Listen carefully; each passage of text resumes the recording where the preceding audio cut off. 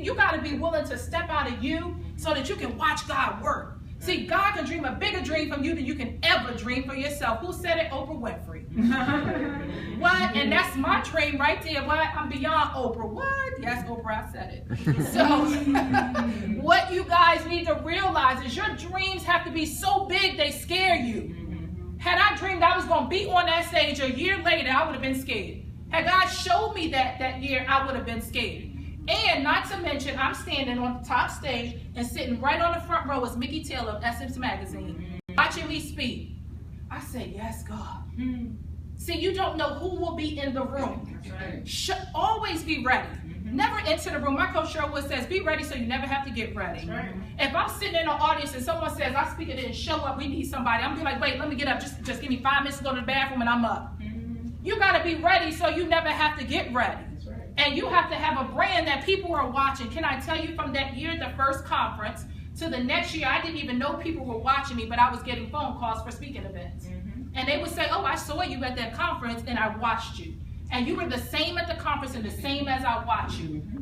For those of you who will follow me after today, I'm the same today, tomorrow, and forevermore. Why? Because God is directing me.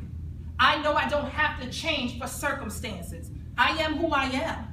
I am my brand. You don't see me one way and then I show up a different way.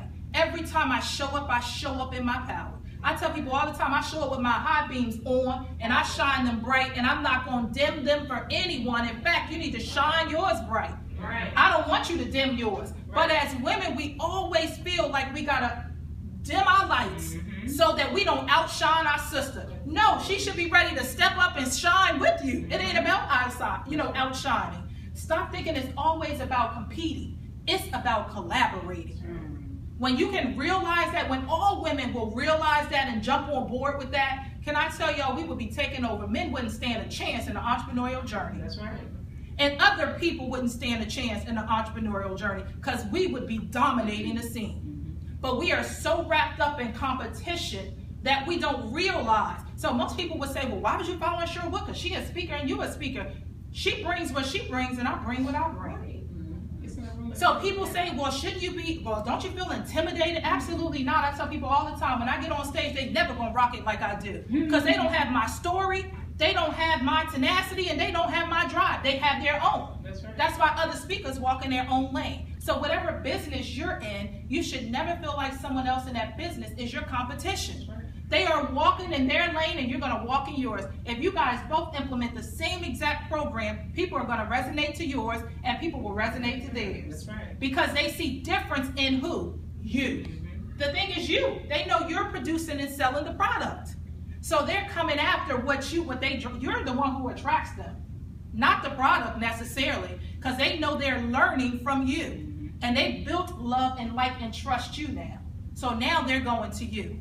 So from the program, I went and like I said, Mickey Taylor was on the front row and I'm super excited, like, yes, my first big speaking event, and Mickey Taylor was on the front row. So from there, I get other speaking events. So within that year, I have had over 15 speaking events. I could have never, ever imagined. I wrote and launched my first book, Fearlessly Strutting in Your Confidence, 12 Keys to Unlocking Your Inner Confidence. And where did that come from? Wow. God says, I have a bigger plan for you. And how many of you know we always want to be we always those problem children, right? No, God, you sure, God? I was like, here I go again, right? Here I go again. Last time I'm on my knees crying, saying we ain't talk about it. Here I go again, saying, okay, God. I guess he thought, like, look, let me go ahead and explain it to her because I don't want her saying we didn't discuss it this time, right? So he says, I have a bigger plan for you. I want you to go and share with women all over the world because they too were just like you. They were walking in a room and they wore a mask. Some of them are still wearing a mask. See, I wore a mask because no one could see what I was going through. As long as I wore a mask, no one could see what I was going through. No one knew I was hurting really bad. No one knew that. And see, some of you don't know if the sister to your left or right is hurting either because you won't ask. You won't even say anything. Can we stop not feeling like we shouldn't help someone or ask someone? You should ask someone, are you okay? And some of them might say yes, and you say, you sure? Because on the second sure, they'll tell the truth. But on the first one, they're going to say yes. But if you come back and say, are you sure? That what was rumbling in their stomach when you said it the first time and they said, I'm sure, will push them to say, I'm not sure. And that's all they need for you to open up and now be able to share and maybe minister to them so that they can go to their next level. So God says, I have a plan for you.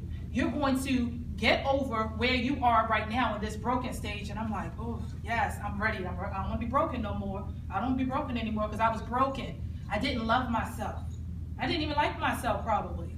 See, how many of you know that when you've been in relationships before, right? And in the beginning, you was all giddy with the guy. He was cute, or with the lady. I keep forgetting. Or with the lady, and he was cute. Yeah, I keep forgetting you too. And he was cute, right? Or she was cute, right?